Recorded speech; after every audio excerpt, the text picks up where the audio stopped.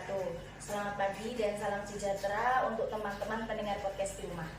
Selamat datang dalam podcast Fenomena Kebahasaan. Perkenalkan, saya Zibanya Alinias Pramesti bersama teman saya, Sheryl Febriana Putri. Dalam podcast kali ini tentu tidak lengkap jika kita tidak mengundang narasumber. Oleh karena itu, kami telah mengundang seorang narasumber. Beliau ini merupakan dokter spesialis penyakit dalam dari RSUD Kepong Baru. Kepada dokter dipersilakan. Terima kasih kepada Mbaknya sebagai MC acara podcast kali ini yang izin saya mengadili. Saya sini Dr. Cesar, spesialis penyakit dalam, saat ini bertugas di RSUD Kepong Baru. Kepada Dr. Cesar, terima kasih untuk perkenalannya. Dan pada sesi ini kita akan memperbincangkan mengenai salah satu penyakit, yaitu penyakit diare. Dalam podcast ini kami mengutip salah satu tema, yaitu busuknya larva seperti tinja diare.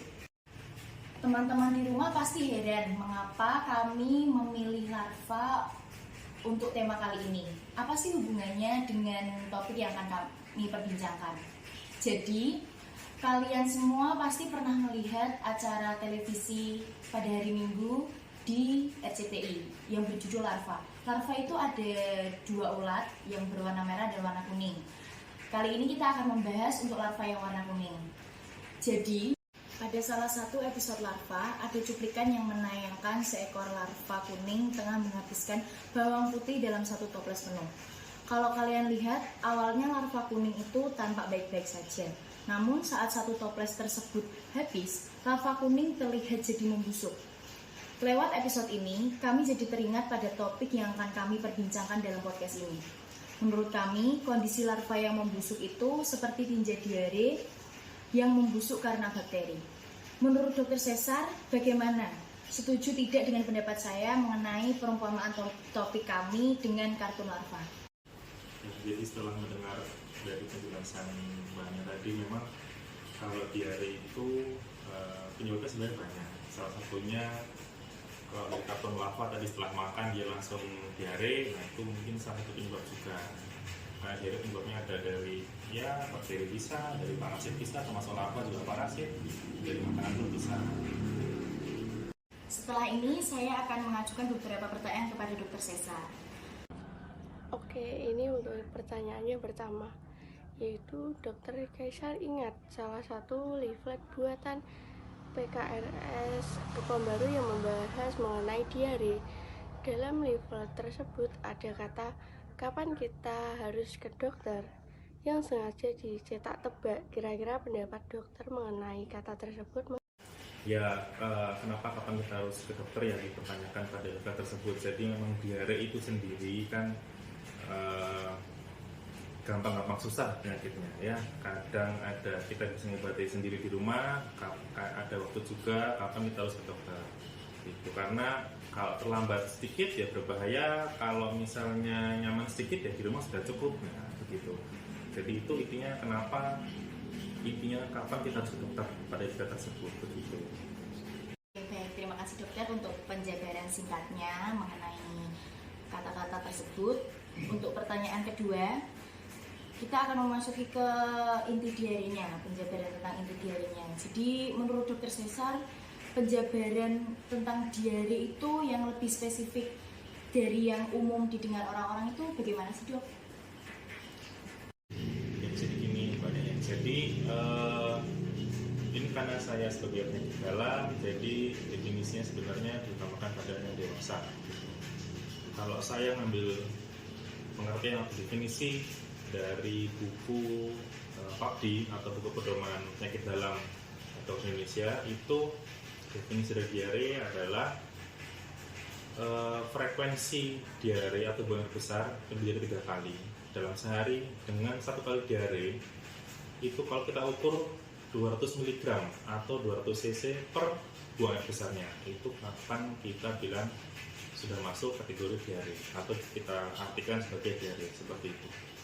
Nah, kalau diare sendiri sebenarnya nggak cuma diare, ada diare akut sama diare kronis. Kalau kita bilang definisi akut itu kalau sebelum 14 hari dan kronis itu setelah 14 hari. Jadi kalau kita bilang diare tadi ada akut, ada kronis, dan secara definisi dari jumlahnya 200 cc atau 200 mg per buang air besar, terus sehari dia menjadi 3 kali seperti itu. Oke dokter, terima kasih untuk penjabarannya yang mengenai diare. Sekarang Pertanyaan yang ketiga, apakah masyarakat umum bisa memperoleh penyuluhan secara singkat? Dan kira-kira di mana saja masyarakat dapat memperoleh penyuluhan mengenai penyakit diare? Kalau penyuluhan diare pasti umumnya di setiap tempat area kesehatan pasti ada, puskesmas ada, rumah sakit ada, dinas kesehatan pasti ada, dalam bentuk leaflet, dalam bentuk video itu pasti ada seperti itu ya. Posyandu, polindes pasti juga menyediakan karena sudah diare sendiri sakit yang umum dan jelasnya pasti sudah banyak di sekitar situ. Oke, terima kasih dokter. Terus ada lagi nih dok, ini tuh sebenarnya umum untuk orang-orang di rumah juga. Apa sih keuntungan dari melakukan pengobatan secara langsung di rumah sakit? Atau bisa dibilang bedanya pengobatan sendiri di rumah dan di rumah sakit itu apa sih dok? Soalnya masyarakat umum kan banyak yang biasanya terkena diare tapi lebih memilih untuk mengobati sendiri di rumah gitu. Ya, jadi untuk di rumah dan di rumah sakit perbedaannya adalah kalau di rumah sakit itu yang jelas kita bisa monitoring lebih teliti, lebih rinci dibanding di rumah. Kalau di rumah kan yang mengawasi keluarga sendiri, terus tanda-tandanya juga keluarga harus sudah paham bagaimana kegawatan pada diare gitu. Sama di rumah sakit yang mengawasi adalah tenaga kesehatan, termasuk perawat, dokter jaga, seperti itu ya. Nah, untuk di rumah sakit sendiri itu kita monitornya banyak. Kita bisa lihat dari tekanan darahnya, dari nadinya, dari tanda fisik pada pasien juga seperti itu. Kalau di rumah mungkin hanya sebatas pengetahuan, kita hanya bisa melihat dari tanda fisik pada pasien itu sendiri seperti itu. Yang si keluarga pasien juga harus sudah tahu tanda-tanda seperti apa. Jadi seperti itu teman-teman, kenapa pentingnya kalau diare itu sebaiknya segera dibawa ke rumah sakit untuk ditangani oleh dokter lebih lanjut. Oke dokter, untuk pertanyaan selanjutnya. Pertanyaan yang kelima, dari yang saya baca dalam leaflet, ada titik di mana diare hingga mencapai dehidrasi. Kira-kira diare yang sampai ke titik dehidrasi itu seperti apa ya dok? Dan siapa saja yang bisa mengalami diare biasa hingga diare akut mencapai dehidrasi? Kalau dehidrasi ya, nah dehidrasi itu kan kalau kita pahami berarti kekurangan cairan pada tubuh. Nah, pada dehidrasi pada tubuh yang paling gampang terlihat itu adalah bibir kering, itu sudah masuk kategori ataupun masuk tanda dehidrasi gitu. Mukosa bibir kering itu sudah masuk tanda dehidrasi. Tidak hanya pada diare sebenarnya tanda seperti itu ya. Terus habis itu mukosa bibir kering, mata kering, kalau tanda-tandanya. Lalu pada lansia turgor kulit itu kalau kita mencubit kulit itu dia kembalinya lama. Mencubit biasanya kalau kita nyubit kulit itu kembali balik kulitnya itu lebih dari 2 detik udah cepat, kurang dari 2 detik udah langsung kembali. Nah, kalau dehidrasi itu dia udah 2 detik dan lama, itu sudah masuk kategori dehidrasi seperti itu. Terus kalau kita raba nadinya, kalau keluarga bisa meraba nadi si pasien, dia teraba lemah, itu sudah masuk kategori dehidrasi seperti itu ya.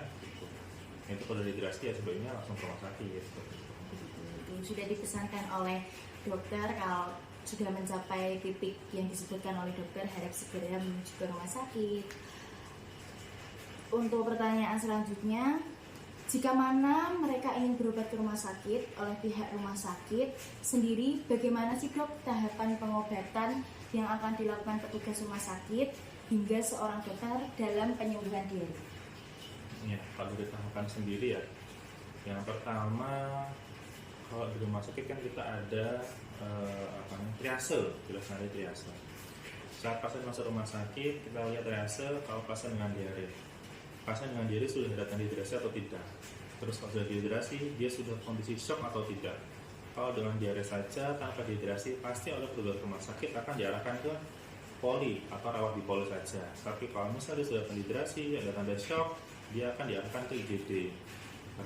Nah, saat akan di IGD, akan dinilai lagi bagaimana kita nilai itu dari ABC-nya, RW-nya pasien dengan kondisi shock. Kadang biasanya juga dia nafas sudah tersengal-sengal, ada gangguan nafas apa enggak gitu ya.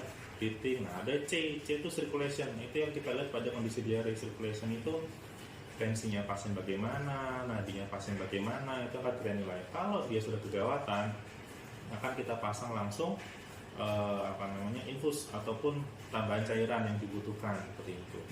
Setelah dipasang infus, kita akan nilai lagi tadi selain tensinya, nadinya, terus setelah dipasang infus pengganti cairan sudah masuk.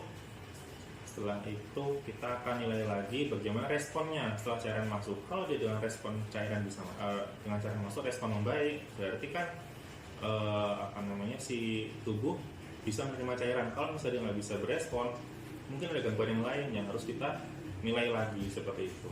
Tapi kalau tadi dari depan kita rasa masuk ke poli, ya dia rawat di poli, rawat jalan bisa, selanjutnya bisa lanjutkan perawatan di rumah seperti itu. Terima kasih. Jadi begitu tahapannya teman-teman kalau teman-teman di rumah terkena diare dan melakukan pengobatan di rumah sakit. Tentu akan jauh lebih aman dan lebih bisa diawasi oleh dokter dari sini. Begitu. Pertanyaan yang ketujuh, kapan dan di mana saja kita bisa terkena diare, Dok? Diare itu sendiri itu termasuk mungkin oropekal, dia yang menular lewat oral, dan feses. Fekal itu feses ya, jadi kotoran. Nah, oral itu berarti yang disebabkan dari makanan, apa yang kita makan, kandungan apa yang kita makan, jenis yang kita makan, dan kandungannya apa yang kita makan. Dan feses itu kotoran dari kita keluar. Nah, kalau misalnya orang kena diare, di feses ada bakteri nyebar masuk ke saluran airnya tidak bersih, kotor, dia berputar terus air itu dimasak, masih ada sisa bakteri, masaknya nggak bersih, masuk lagi diminum oleh si orang lain, nah, itu akan menular terus. Nah, seperti itu. Nah, terus penyebab diare itu ada dua yang paling jelas ya, ada infeksi dan makanan ataupun apa yang kita masuknya. Nah, infeksi itu bisa dari bakteri, bisa dari parasit, bisa ada dari virus gitu. Nah, untuk virus itu paling sering menyebab diare, paling sering adalah virus. Kita bilang rotavirus paling banyak. Kalau yang makanan itu bisa respon dari apa yang kita makan, dari alergi makan, dari bakteri di makanan, dari sensitif pada makanan, itu bisa semua gitu ya. Seperti itu. Oke, dokter, terima kasih.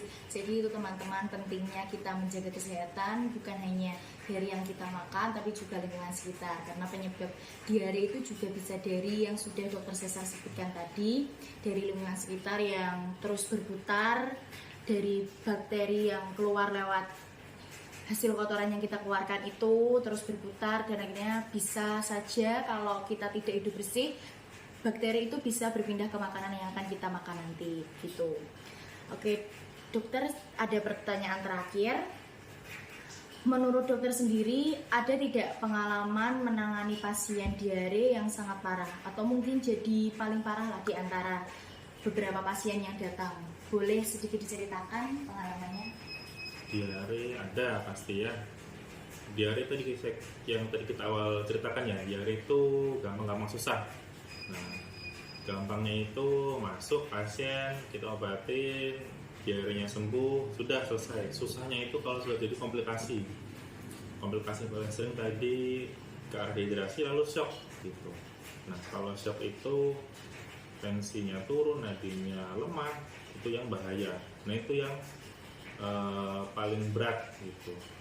Kalau misalnya dia diare, cairan keluar banyak, tubuh nggak bisa mengkompensasi, udah kita masukin cairan, ternyata ada gangguan yang lain, tubuh nggak bisa menerima cairan yang banyak, dan respon cairannya jelek, ya kondisi shocknya berkelanjutan terus-terusan. Kalau kondisi shocknya jelek, kita bilang namanya shock hipovolemik, volume cairan dalam tubuh turun, ya jeleknya bisa meninggal gitu. Itu karena shock tadi gitu ya, karena diare. Banyak kasus seperti itu.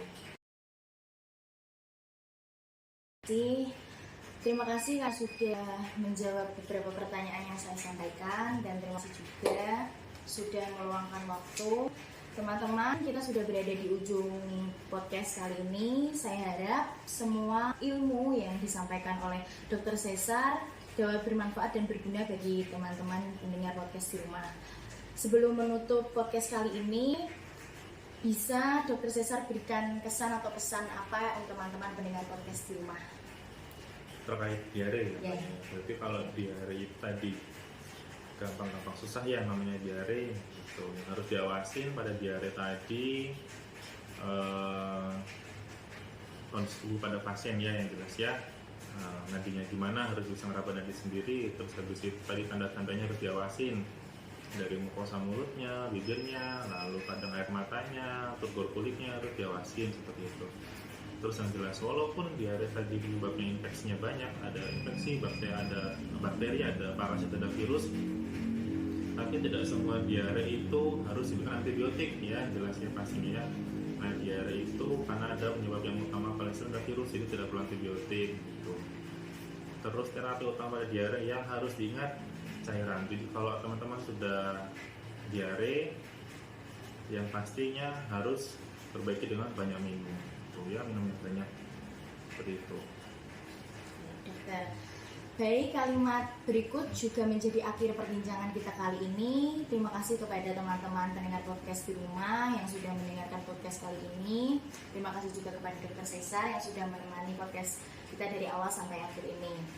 Sampai saya ucapkan sampai jumpa di lain waktu. Kami undur diri dan sampai jumpa.